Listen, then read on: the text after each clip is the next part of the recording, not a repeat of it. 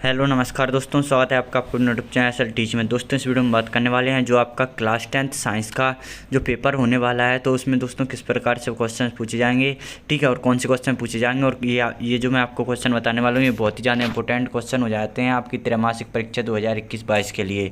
तो इन क्वेश्चन को आप जरूर से याद कर लें। और अगर आपने अभी तक इस चैनल को सब्सक्राइब नहीं किया तो चैनल को सब्सक्राइब करने के बाद बेल आइकन दबाना ना भूलें, जिससे कि हम जब भी कोई न्यू वीडियो अपलोड करें तो इसका नोटिफिकेशन आप तक पहुँच जाए। तो चलिए इस वीडियो को स्टार्ट करते हैं। दोस्तों मैं आपको बता दूं, अगर आप इसका पीडीएफ डाउनलोड करना चाहते हैं तो आप गूगल पर सर्च कर लें www.slteach.in, ठीक है। इस वेबसाइट पर जो है आपको इसका पीडीएफ मिल जाएगा। और इसके अलावा अगर आप जो है इसका पीडीएफ टेलीग्राम चैनल से भी ज्वाइन कर सकते हैं, और इसके पीडीएफ का डाउनलोड लिंक भी आपको डिस्क्रिप्शन में दिया हुआ है, आप वहाँ से जाकर इसका पीडीएफ डाउनलोड कर सकते हैं। तो चलिए इसके बाद दोस्तों हम आ जाते हैं कि आपसे किस प्रकार से क्वेश्चन पूछे गए थे। और सबसे पहले हम देखते हैं सही विकल्प का आंसर। इसमें दोस्तों सबसे पहला क्वेश्चन है, आप यहाँ पर देख सकते हैं, सही विकल्प चुनकर लिखिए। में पहली दोस्तों क्रिया पूछी गई है, ठीक है, Fe+CuSO4, ठीक है। तो आपको जो है इसमें बताना है कि उपरोक्त अभिक्रिया उदाहरण है, ठीक है। तो इसमें जो है उदाहरण है, तो इसका आंसर है दोस्तों विस्थापन अभिक्रिया का ये अभिक्रिया एक उदाहरण है। दूसरा है दोस्तों, निम्न में से कौन सा प्रबल अम्ल नहीं है। तो H2SO4 एक अम्ल है, ठीक है, HNO3 एक अम्ल है और HCl भी एक अम्ल है, लेकिन H2CO3 कोई अम्ल नहीं है। तो इसका आंसर जो है दोस्तों वो हो जाएगा आपका दूसरा, ठीक है, H2CO3 इसका आंसर है कि निम्न में से कौन सा प्रबल अम्ल नहीं है। तो H2CO3 प्रबल अम्ल नहीं है। चलिए दोस्तों नेक्स्ट क्वेश्चन की ओर बढ़ते हैं, जो कि वक्र की छनन इकाई कहलाती है। तो इसका आंसर है दोस्तों नेफ्रॉन। क्या है? नेफ्रॉन।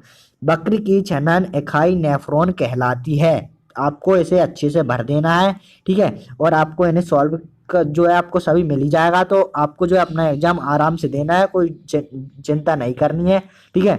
चौथा क्वेश्चन आता है दोस्तों, हाइड्रा में प्रजनन किस विधि द्वारा होता है। तो इसका आंसर है दोस्तों विखंडन। किसके द्वारा? हाइड्रा में प्रजनन की विधि होती है वो विखंडन के द्वारा ही होती है। नेक्स्ट क्वेश्चन है दोस्तों 5th नंबर का सही विकल्प में, कि तारों के टिमटिमाने का कारण है, ठीक है, कि जो तारे टिमटिमाते हैं वो किस कारण से टिमटिमाते हैं। तो इसका आंसर है दोस्तों अपवर्तन।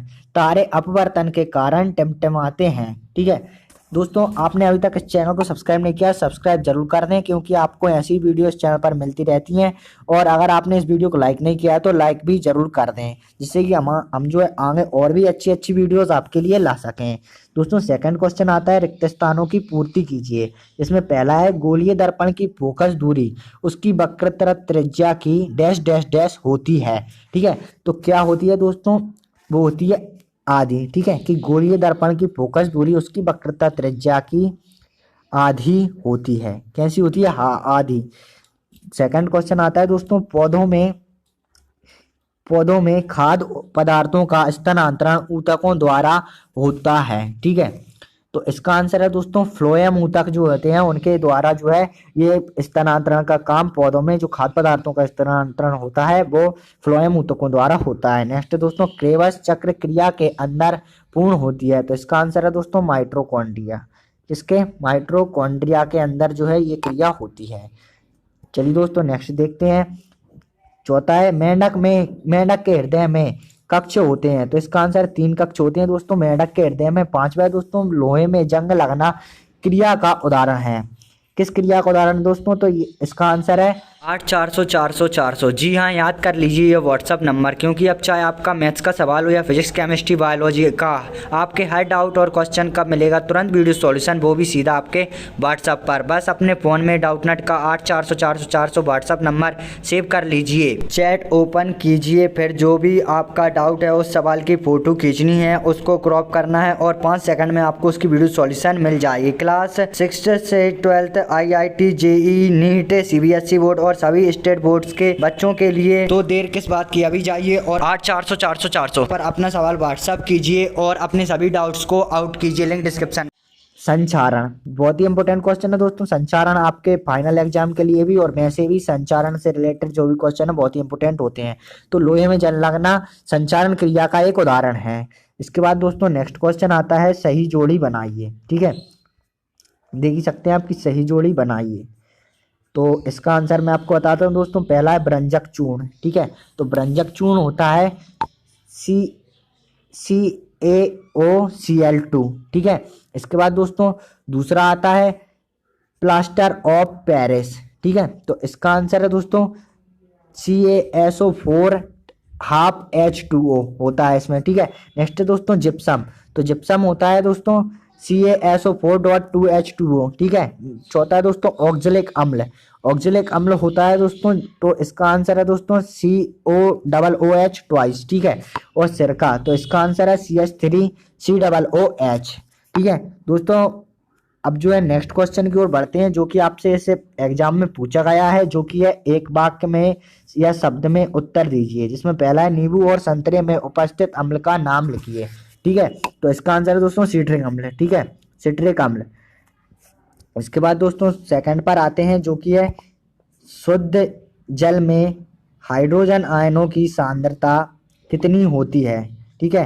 तो इसका आंसर आप मुझे कमेंट बॉक्स में बताएं कि इसका आंसर क्या होता है। कितने लोग इसका आंसर दे पाते हैं वो मैं कमेंट बॉक्स में चेक कर लूंगा। थर्ड है दोस्तों लेंस की क्षमता का सूत्र लिखिए, ठीक है। तो लेंस की क्षमता का सूत्र होगा दोस्तों D बराबर 1/F, ठीक है, मीटर में, ठीक है दोस्तों। इसमें जो है आप देख सकते हैं D डायप्टर है, ठीक है, और उसके बाद जो F फोकस दूरी है, ठीक है। नेक्स्ट आता है दोस्तों दर्पण सूत्र लिखिए। चौथा क्वेश्चन है आपसे पूछा गया है दर्पण सूत्र लिखिए। दर्पण सूत्र होता है दोस्तों 1/F बराबर 1/U प्लस 1/B, ये हमारा दर्पण सूत्र होता है।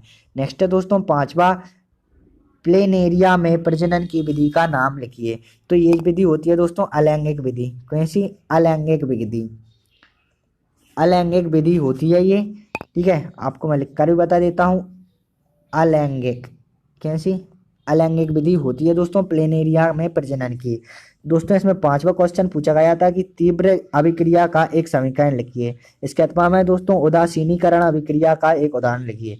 छठवा है दोस्तों ऑक्सीकरण अभिक्रिया का एक रासायनिक समीकरण लिखिए, जिसके अथवा में दोस्तों द्विविस्थापन अभिक्रिया का एक समीकरण लिखिए। सातवां क्वेश्चन है दोस्तों परावर्तन के नियम लिखिए। इसके अथवा में जो क्वेश्चन पूछा गया है मैं उसको आपको भी बताता हूँ, जो कि है पूर्ण आंतरिक परावर्तन क्या है। आठवां है दोस्तों प्लाज्मा क्या है। इसके अथवा में दोस्तों एंजाइम क्या होते हैं, कोई दो उदाहरण लिखिए। नवा क्वेश्चन है हमारे शरीर में वसा का पाचन कैसा होता है, समझाइए। इसके अथवा में दोस्तों अग्नाशय का प्रमुख कार्य क्या है, समझाइए। दोस्तों 10वां क्वेश्चन आता है तापीय अपघटन अभिक्रिया क्या है, उदाहरण सहित लिखिए। इसके अथवा में दोस्तों ऊष्माक्षेपी अभिक्रिया किसे कहते हैं, उदाहरण सहित लिखिए।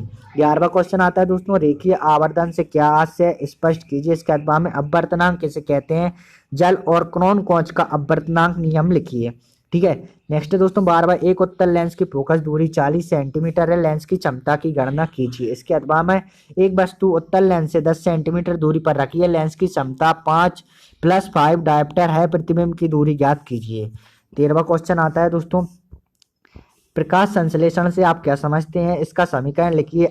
इसके अथवा में जो क्वेश्चन आता है 13वें में वो था पौधों में उत्सर्जन तंत्र अधिक विकसित नहीं होता है, क्यों। दोस्तों अगर आप इन क्वेश्चंस का भी सॉल्यूशन चाहते हैं तो आप मुझे कमेंट बॉक्स में बताएं, मैं आपको इनका सॉल्यूशन भी प्रोवाइड करा दूंगा।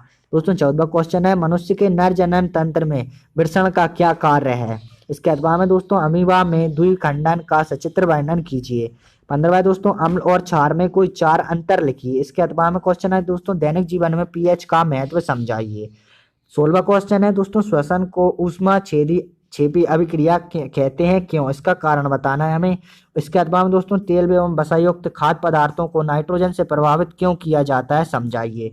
17वां ऑक्सी श्वसन और अनोक्सी श्वसन में अंतर लिखिए। कोई 4 बहुत ही इंपोर्टेंट क्वेश्चन है दोस्तों ऑक्सी श्वसन और अनोक्सी श्वसन।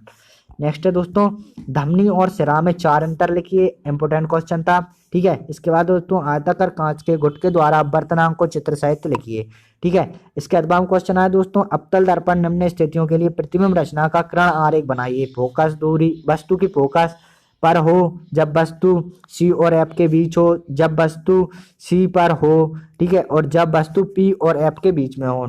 19वां दोस्तों निकट दृष्टि दोष और दूर दृष्टि दोष क्या है, इनके कारण निवारण का सचित्र वर्णन कीजिए, ठीक है। इसके अथवा में जो क्वेश्चन था वो था दोस्तों संक्षिप्त टिप्पणी लिखिए। रेगिस्तान की मरीचिका और तारे टिमटिमाते हैं, क्यों। इसके बाद दोस्तों जो रिएक्शंस पूछी गई हैं वो हैं आप देख ही सकते हैं इन्हें, ठीक है। संतुलित करना है, इनको जमाना है, ठीक है। इनके बाद जो है 2 क्वेश्चन और हैं जो कि आप देख ही सकते हैं यहाँ पर। आयरन का हरे रंग का एक लवण गर्म करने पर लाल भूरा यौगिक बनाता है और जलते गंधक के समान गंध वाली रंगीन गैस निकलती है। लवण को पहचान कर क्रिया का समीकरण लिखिए। और 21 बता मनुष्य के पाचन तंत्र का चित्र बनाइए। ठीक है।